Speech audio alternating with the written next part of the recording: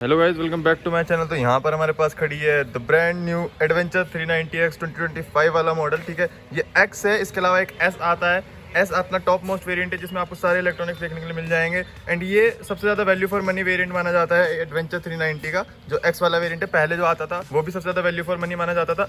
उसमें इलेक्ट्रॉनिक्स नहीं होते थे, बट आपको बाकी इंजन और मेजरली स्पेक्स, जो फिजिकल स्पेक्स थे इलेक्ट्रॉनिक्स हटा के, वो सब कुछ सेम ही मिलते थे। बट यहाँ पे मैं आपको डिफरेंसेस के बारे में बताऊंगा, इंजन स्पेक्स के बारे में बताऊंगा, नए नए फीचर्स के बारे में बताऊंगा। एंड ओवरऑल ये गाड़ी भाई मुझे तो पर्सनली जब मेरे को दिखी थी कि हाँ भाई नई वाली एडवेंचर कैसे आने वाली है, थोड़ा मिक्स रिएक्शन था मेरा। बट ये डिजाइन ग्रो कर रहा है धीरे धीरे। एंड ये गाड़ी थोड़ी सी पतली है पुरानी वाली एडवेंचर 390X से, बट थोड़ी ज्यादा बड़ी लगती है, थोड़ी ह्यूज लगती है इन पर्सन। बाकी जो मेजर डिफरेंस है वो अपना नया LC4C वाला 399cc का लिक्विड कूल्ड इंजन है, सिंगल सिलेंडर। ये सबसे मेजर है और ये वही इंजन है जो आपका ड्यूक 390 में आया था। अभी RC 390 में ये अपडेट होना बचा है। बाकी हमारे पास यहाँ पर एडवेंचर 250 भी खड़ी है with the new LC4C 250cc engine, but उसके बारे में हम बाद में बात करेंगे। इधर अगर मैं मेजर डिफरेंसेस की बात करूँ तो इलेक्ट्रॉनिक्स का है, इसमें आपको सिर्फ dual channel ABS and quick shifter देखने के लिए मिलता है। जो आपकी टॉप मोस्ट वेरिएंट आता है उसमें आपको traction control, quick shifter and all और भी इलेक्ट्रॉनिक्स देखने के लिए मिल जाते हैं। बाकी मैं आपको जब डिस्प्ले दिखाऊंगा तो मैं दिखाऊंगा इसके अंदर आपको सारे क्या फीचर्स देखने के लिए मिलते हैं। इसमें आपको अलॉय व्हील्स देखने के लिए मिलते हैं। एस में आपको जो है स्पोक व्हील रिम्स देखने के लिए मिल जाते हैं। टायर्स की अगर मैं बात करूँ तो आपको इसमें अपोलो के ट्रैम्पलर टायर देखने के लिए मिल जाते हैं XR। रेयर में आपको मिलता है 130/80 R17 एंड फ्रंट में आपको देखने के लिए मिलता है 100/90 19 इंचेस का। और ये आपको ट्यूबलेस टायर्स देखने के लिए मिलते हैं। रेडियल है, आई गेस रेडियल है ये। बाकी ये दोनों टायर रेडियल हैं।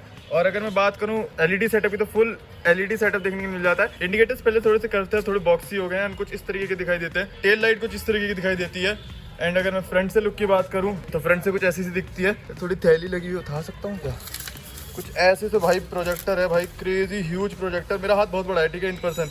एंड देखो भाई क्या ह्यूज प्रोजेक्टर है, DRL है। आगे इतना बड़ा आपको ऐसा मड गार्ड देखने को मिल जाता है। बाकी ये गाड़ी स्टॉक है, इसमें स्टॉक के क्रैश गार्ड लगे आते हैं, स्टॉक के इंजन प्लेट लगी आती है और साइलेंसर गार्ड, सब ये स्टॉक है, ठीक है। इसमें कोई भी एक्स्ट्रा एक्सेसरी नहीं लगी हुई है। बाकी एक अंडर बैली एग्जॉस्ट देखने को मिलता है। बहुत लोग कह रहे थे कि वाटर क्रॉसिंग में अंडर बैली एग्जॉस्ट में दिक्कत आ सकती है, बट एज सच कोई दिक्कत किसी को नहीं आई है। यूट्यूब पे मैं वीडियोस देख रहा था। ब्रेक्स की बात करूँ तो इसमें बाई ब्रेक का ब्रेक सेटअप देखने को मिल जाता है, फ्रंट में भी एंड रेयर में भी, विच इज गुड।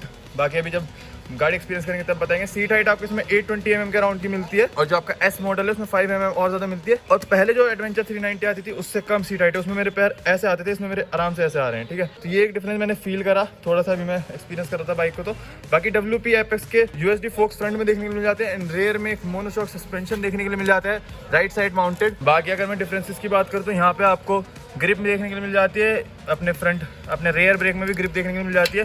बाकी रेयर फुटरेस्ट अपना नॉर्मली है, रबर टाइप। एंड इधर अगर मैं बात करूं तो इधर भी वैसा ही है, बट जो आपका गियर लीवर है इसका अगर आप गिरते हैं तो ये मुड़ जाएगा, तो इससे टूटेगा नहीं, या फिर जैसे बैंड हो जाता है ना गियर लीवर, वो नहीं होगा। बाकी क्रैश गार्ड तो इसमें स्टॉक लगा देखने के लिए मिल ही रहा है। और आपको यहाँ पे हैंडल गार्ड, लीवर गार्ड भी देखने के लिए मिल जा रहे हैं दोनों ही साइड पर अपना स्टॉक में। एक अच्छी खासी बड़ी विंडशील्ड है, ट्रांसपेरेंट विंडशील्ड है। एक एल्यूमिनियम का स्विंग आर्म है। बाकी एक साड़ी गार्ड लगा हुआ मिल रहा है जो कि बहुत अजीब लगता है और लोग सबसे पहले शोरूम से निकालते ही इसे उतारते हैं। बाकी चलो गाड़ी के टेक्निकल स्पेसिफिकेशन की तरफ बढ़ लेते हैं। आपको इसमें मिलता है एक 398.63cc का 4 stroke single cylinder DOSC liquid cooled engine जो कि जनरेट करता है 46 PS की पावर 8,500 RPM पे एंड 39 Nm का टॉर्क 6,500 RPM पे। डिस्क ब्रेक जैसे कि मैंने आपको बताया। फ्यूल टैंक कैपेसिटी आपको इसमें देखने को मिलती है 14.5 लीटर्स की एंड मेटल का टैंक डायरेक्ट। यहाँ पे आपको फाइबर की कवरिंग एंड सीट मिल जाएगी अच्छी खासी लॉन्ग। बाकी ब्लूटूथ कनेक्टिविटी वगैरह आपको इसमें सब देखने के लिए मिलता है, वो मैं अभी आपको दिखा दूंगा। बाकी यहाँ पर आपको एक LCD, पहले जैसे कि X मॉडल में आपको एक LCD डिस्प्ले मिलती थी और टॉप मॉडल में आपको LED मिलती थी, यहाँ पे आपको डायरेक्टली LED मॉडल मिल रहा है। 250 तक में आपको LED मॉडल मिल रहा है, ठीक है भाई, तो क्रेजी चीज करी है। बाकी सैटेलाइट आपकी इसकी 825 mm है, 820। कर्व वेट आपको इसका मिलता है 182 kgs। ग्राउंड क्लियरेंस आपको इसमें देखने को मिलता है 227 mm, जो कि मोर देन इनफ है भाई। मैं अपनी R15 पता नहीं कहाँ डालता रहता हूँ, अगर मेरे पास ये हो भाई तो मैं तो नदियों में उछालूं।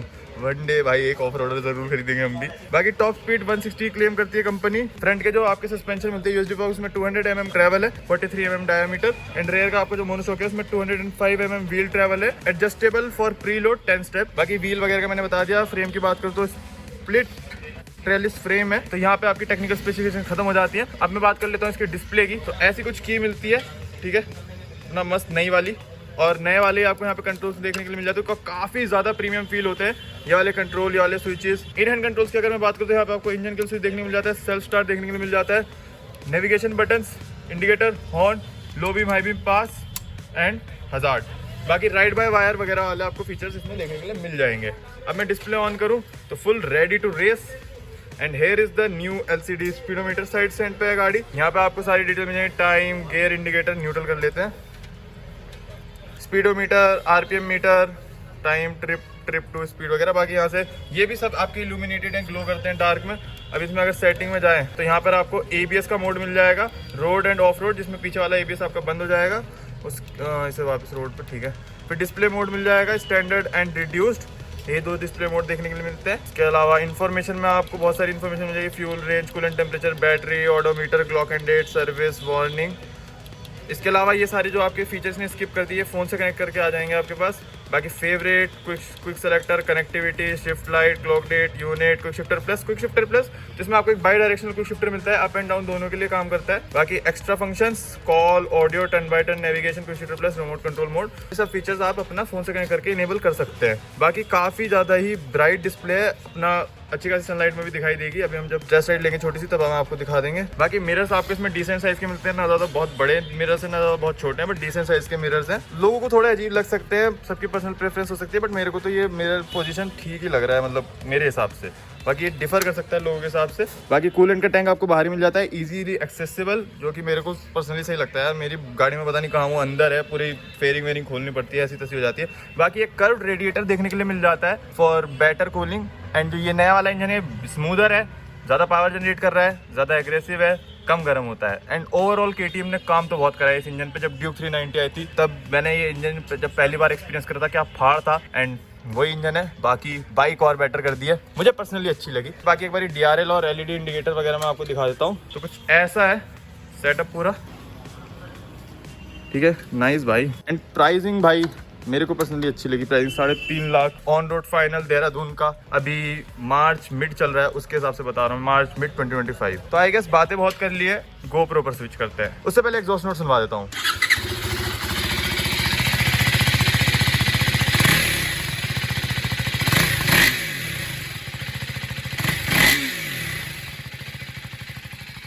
लो भाई, थोड़ी सी टेस्ट राइड लेके आते हैं। राइडिंग मोड्स थोड़ी है इसमें, राइडिंग मोड्स नहीं है ना, रो इंजन है, ठीक है भाई। तो इनिशियल डिफरेंस जो मुझे लग रहा है, इंजन सेम है बट वैसे डरा नहीं रही जैसे एक ड्यूक 390 डराती है भाई। मतलब ड्यूक 390 एक पुल देती थी, ये वो पुल नहीं दे रही है। पुल है, मतलब power you can feel the difference, ठीक है, बट ड्यूक 390 ना ऐसे उठती है भाई, वो डराती है। ये डरा नहीं रही है, ये बढ़िया चल रही है भाई, नो डाउट। एंड स्पीडोमीटर क्या विजिबल है,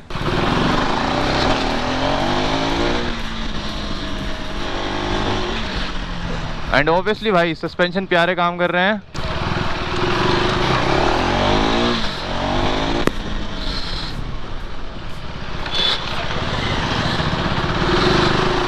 भाई झटकों का तो इसमें अंदाजा ही नहीं हो रहा भाई, क्या प्यारी गाड़ी है।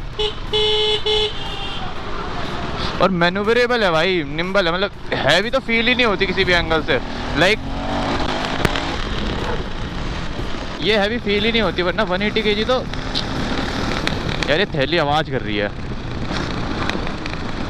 इसके ना RPM घटा रखे हैं, जैसे 10,000 RPM पे लिमिटर हिट हो जा रहा है इसका। ड्यूक 390 का नहीं होता इतनी जल्दी, थोड़ा सा पैच मिलता है।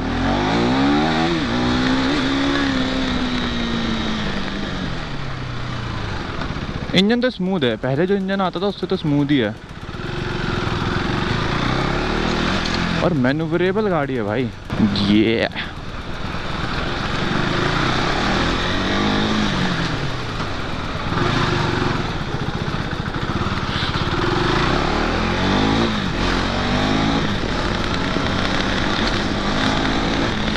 सस्पेंशन इसके स्टीपर साइड पे हैं, थोड़ा एडजस्ट करने पड़ेंगे। सस्पेंशन मुझे सॉफ्ट नहीं लगे, सस्पेंशन थोड़े स्टीपर साइड पे लगे। ब्रेक्स डिसेंट साइड पर है। इंजन पावर का जैसे कि मैंने आपको बताई दिया, क्या फील हो रहा है, क्या डिफरेंस फील हो रहा है मेरे को। अब चलते हैं वापस डीलरशिप, रास्ते में रुक के कहीं पे थंबनेल के लिए फ़ोटो खींचते हैं। सस्पेंशन थोड़े स्टिफ हो रखे हैं, थोड़े एडजस्ट करने पड़ेंगे, स्पेशली रेयर वाला, उसमें प्रीलोड एडजस्टमेंट है 10 स्टेप की। बट अदरवाइज़ बाइक भाई क्या मैन्यूवरेबल है।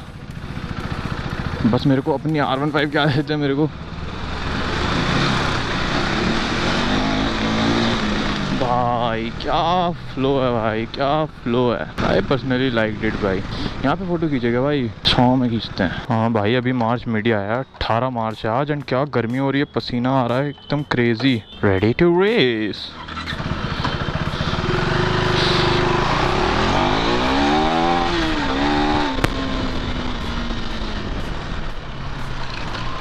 देखो भाई, मैंने ये नहीं बोला कि सस्पेंशन बिल्कुल खत्म है, बट थोड़े स्टीफर साइड पर हैं, और ग्राउंड क्लियरेंस तो अच्छा खासा है ही इस गाड़ी में। कहीं भी डालने से पहले आपको सोचना नहीं पड़ेगा। But overall what I feel इसकी एडवेंचर 390X सबसे ज़्यादा वैल्यू फॉर मनी, क्या कहते हैं उसे, ऑप्शन है जो भी 390 की आपकी रेंज है, ठीक है, क्योंकि इसके बाद जो एस वेरिएंट आता है वो पड़ता है 420 का। And if we go for any other brand की adventure bike like Scram 400X और एनीथिंग, तो वो भी आपके अराउंड 4 के अराउंड ही पड़ती हैं यार। तो 3.5 लाख में जो सारी चीज़ें ये दे रहा है मोर देन इनफ है। बाकी इसमें डुअल चैनल ABS मिलता है जिसको आप ऑफ रोड में कर सकते हैं, तो उससे फ़ायदा ये है कि सिर्फ फ्रंट ABS काम करके रेयर का बंद हो जाएगा, जैसे कि एक्सपल्स में सिंगल चैनल ABS आता है। तो वो चीज़ें हैं, एंड वो एक फ़न फैक्ट है, फन पॉइंट है इस गाड़ी का। बाकी I personally like this machine, ठीक है। अपना KTM ने काम तो करा है, एंड KTM इम्प्रूव भी कर रही है विद टाइम। देखो यार, इसे मैन्यूवर करना बहुत आसान है, घुमाना बहुत आसान है। मेरे पैर आराम से पूरे आ रहे हैं। पहले मेरे पैर ऐसे आते थे भाई पुराने वाले एडवेंचर पे। बाकी भाई रेडिएटर फुल चलने लग गया है, गर्मा गर्म फन मशीन है भाई। ब्रेक्स की अगर मैं बात करूँ तो ब्रेक्स सही लग रहे थे, मतलब डिसेंट से बेटर ही लग रहे थे,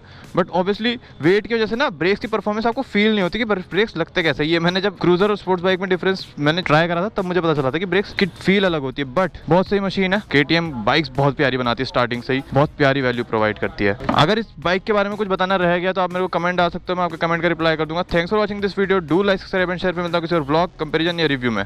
बाय बाय। मस्त बाइक भाई।